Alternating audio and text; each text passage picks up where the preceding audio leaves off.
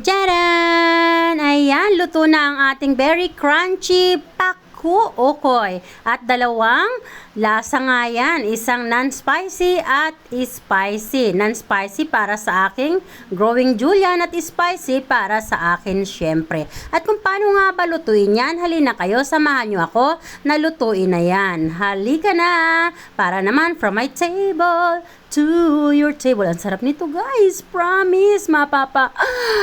Oh, lalakas sa sarap. Ang ukoy na very crunchy, ang sarap sa tag-ulan.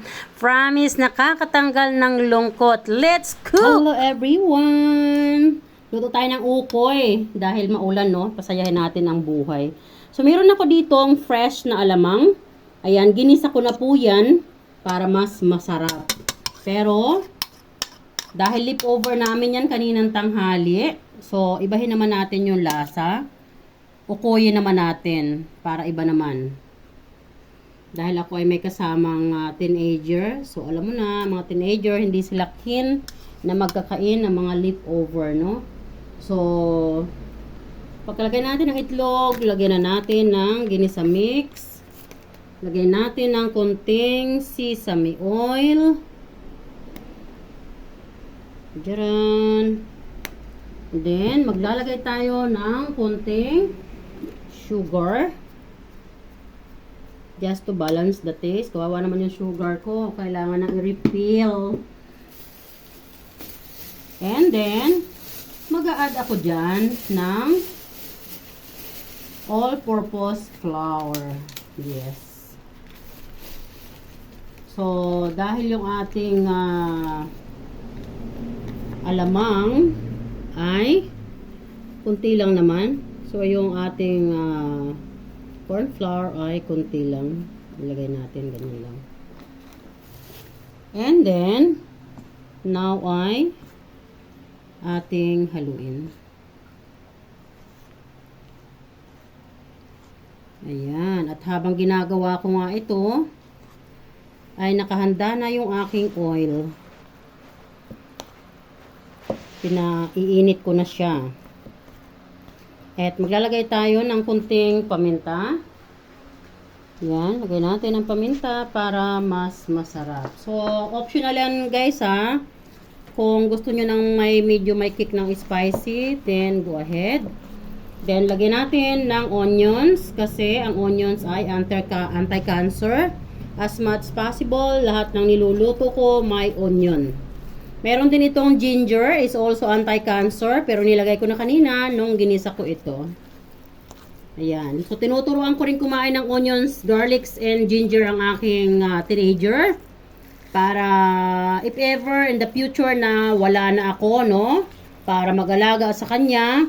So, he also can maintain his health good as he should be.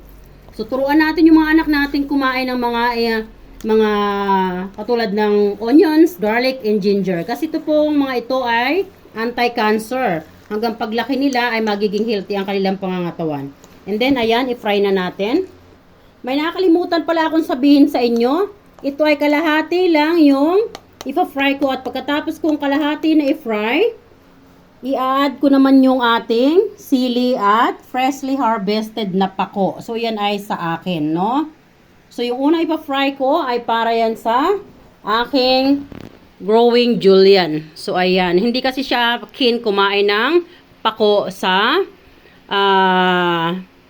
ukoy. So, ako, gusto ko yon. So, kaya iba yung magkahiwalay yung aming pagkaluto. Para naman nag-i-enjoy kami dalawa sa aming ulam, 'di ba? So, ganun 'yon. So, guys, dapat yung mga anak natin tingnan natin kung ano yung nag-i-enjoy silang pagkain. Hindi lahat ng gusto natin, gusto rin nila. So, pag notice natin na hindi nila masyadong gusto yon, huwag nating paulit-ulit na ipakain sa kanila, no? Not unless na talagang maraming benepisyo yung mga iyon, no? Pero kung pwede naman, so, huwag nyo na lang silang pilitin para hindi na maging struggle ang kanilang panglasa, no? So, halika na, tayo ay magprito na. Ayan, mainit na yung ating oil. Maglagay na tayo dyan ng ganyan. Nipisan natin para mas mag-crunchy.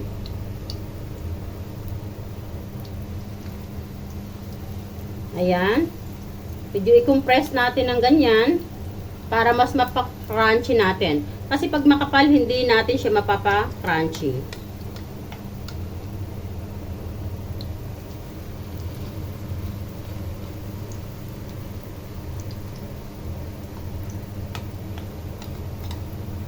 Ito ay paborito ng aking Julian. Lalagay niya yan ng ketchup.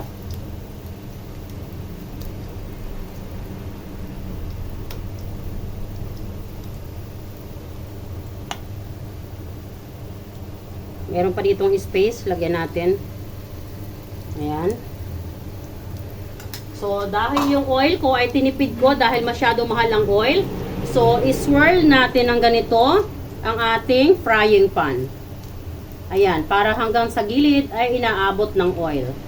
So, that is the smarty way to cook. Pag kayo ay nagtitipid ng oil na katulad ni Tita Wena.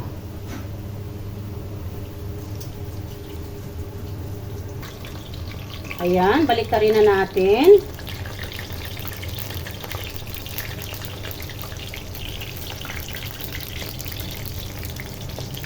Ganda ng pagka-fry natin. Diba? Yung golden brown niya, napaka-balance.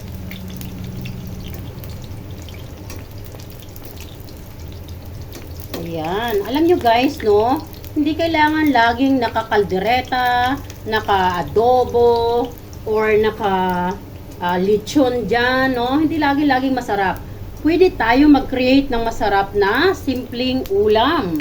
Yes, depende yon sa ating diskarte pagdating sa kusina. And yes, si Tita Wena ay laging alert sa ganyan dahil ako ay nagbabudget. Dahil alam nyo na, hindi naman ganun kalaki ang income, wala pang ang income, no? Umaasa lang ako sa support ng aking anak. And ayaw ko magpabigat sa anak ko, kaya I learn how to budget na mas masarap pa rin yung ulam. Ayan guys.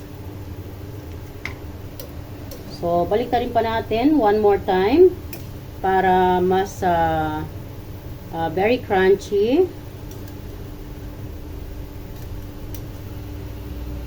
Alam nyo guys, yung technique na gigisahin nyo muna yung alamang bago nyo i-ukoy, mas masarap guys. Kasi pag yung fresh yung alamang, hindi napapakranching masyado yung lutuin, yung ukoy.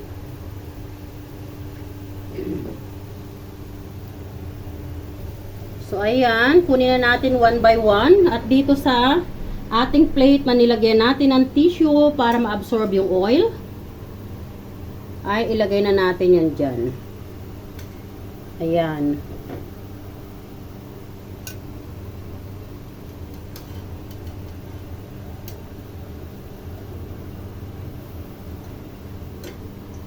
And now, gagawin ko naman yung sa akin, no? So, dito sa aking hiniwa na sibuyas at sili, ilalagay ko na yan dyan sa ating ukoy. At ito naman pako na freshly harvest ay medyo puputol-putulin ko lang yan ng ganyan. Yan. At mayroon pang natitira ng mga ganito, kukunin ko to kasi sayang yan. Alam nyo guys, napakaraming benepisyo ng pako, no? Na hindi alam ng karamihan. Ito po ay mataas sa vitamin E na madidelay yung ating aging process.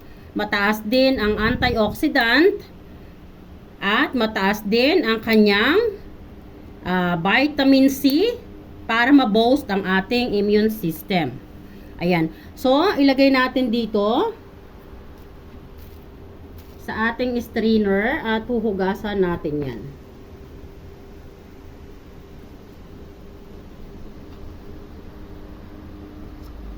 Dito nga sa ating faucet, itapat lang natin yan sa gripo. At habang tinatapat natin sa gripo ay ganyan-ganyanin natin. Ayan. And then, pagkatapos natin gawin yan, stop natin ang ating faucet at i-shake-shake natin ang strainer. At medyo pigaan. Ayan, para yung mga water na naka-retain sa kanilang mga dahon ay makompress, no? Para hindi masyadong watery paglagay natin doon sa ating ukoy. And now, ilalagay na natin yan dyan sa ating ukoy na masarap. At lalo pa nating pasasarapin. And because tayo ay nag-add ng pako, so expectedly, tatabang na yung lasa na ating inilagay kanina. So let's add another durog na paminta and ginisa mix. Hindi na ako mag-a-add ng sesame oil. Okay na yan. Pero parang gusto ko pa rin. Ayan. So I'm going to add again. Ayan. Masarap kasi yung mayroong aroma ng sesame oil. So now, haluin natin para mag-incorporate yung ating ukoy dito sa ating pako.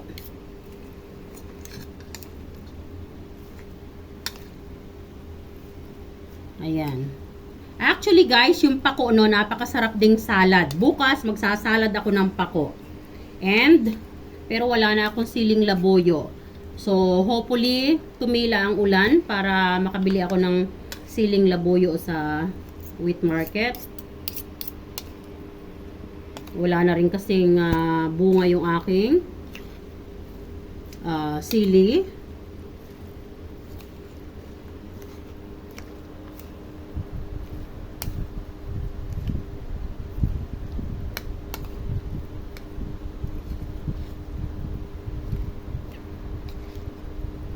So, ayan. Dahil parang nagkukulang yung ating harina, hindi yan magdidikit-dikit pag yung kulang. Mag-add tayo ng konting harina.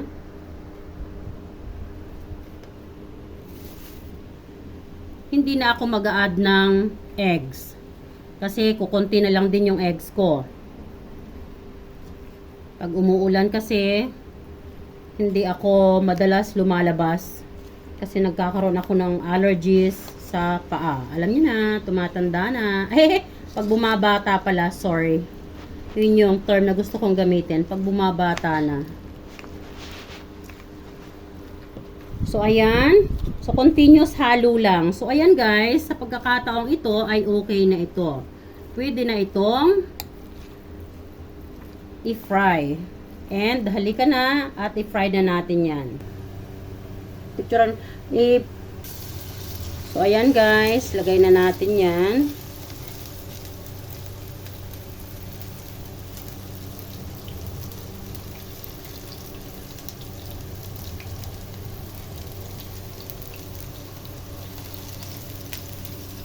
Lalagyan ko pa rin yung mga gilid-gilid para hindi sayang ang oras. At then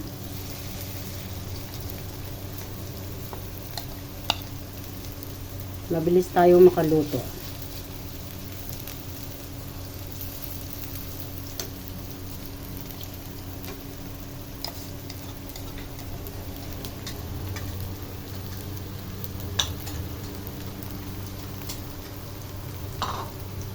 Hello, Holy Spirit. Sarap ng ating ulam.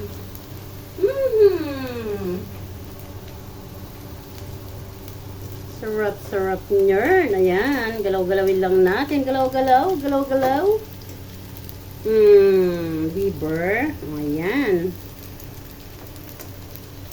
So, wag agad-agad baliktarin at nang ma-form na bilog. Hindi masyadong bilog, but at least magkakadikit. Ayan. Tingnan nga natin.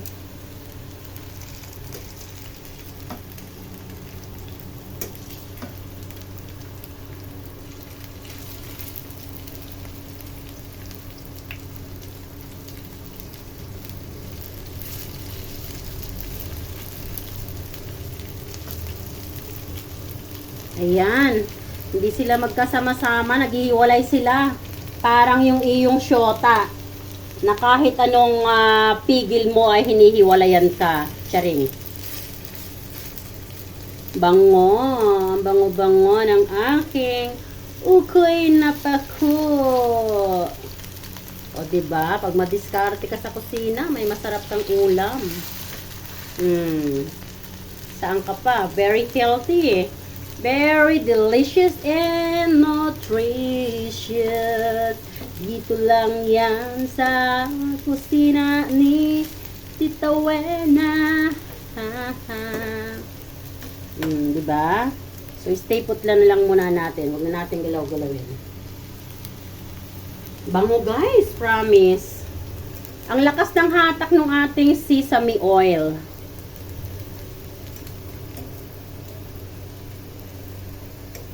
Ayan. So, gusto ko ay medyo crunchy. Papatay na muna. So, ayan guys, yung una nating niluto. At ito naman ay pwede na nating kunin. Ayan. Sarap ng ating ulam. O, diba? Alam nyo guys, sa Malaysia, sa Penang, mayroon dong isang cafeteria na ang nagmamay-ari ay Pilipina na nakapangasawa ng Malaysian. And yes, mayroon silang ganitong luto ng pako. Pero hindi alamang ang halo nila. Ang halo nila ay dilis na maliliit. Pero ganito yung kanyang pagkaluto and napakabait ng Pilipina na yon sa Penang, Malaysia. So, ayan mga best, ang ating pako na masarap. Pako ukoy. Ayan. Look at that. Wow. And now, gawa naman tayo ng sauce. So, mula sa ketchup at sa cheese whiz. Ayan, pagsasamahin natin yan. So, ilagay muna natin yung ketchup dyan. And then, lagyan natin ng cheese whiz.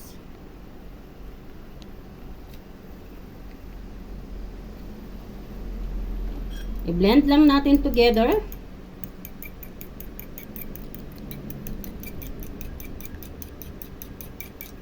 Ayan, so dapat medyo intense yung pagkahalo.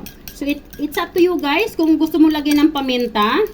Pero ayaw ko na lagyan ng paminta kasi yung ating ulam na pako ay mayroon ng paminta. At yung sa aking julienne din ay mayroon ng paminta.